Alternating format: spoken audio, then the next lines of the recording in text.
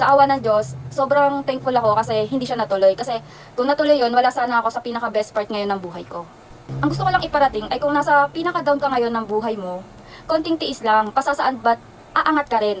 Kasi wala ka namang ibang pupuntahan kundi pataas. Magtiis ka, magsumikap ka.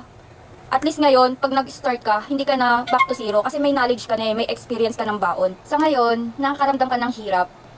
Pinahihirapan ka ng gusto para kapag nagtagumpay ka, ramdam na ramdam mo at pahahalagahan mo.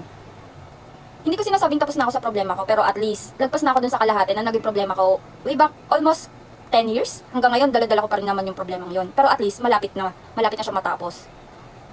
At the same time, hindi na lang ako mag-isa yung humaharap sa problema ko, may kasama na ako. Kumbaga nga, sa hirap at ginhawa, hindi na ako nag-iisa. Kaya ikaw, kung pasuko ka na, para sa'yo ang video na to. Ilaban mo. Kasi, may ibibigay na reward sa'yo. Sa hindi inaasahang pagkakataon,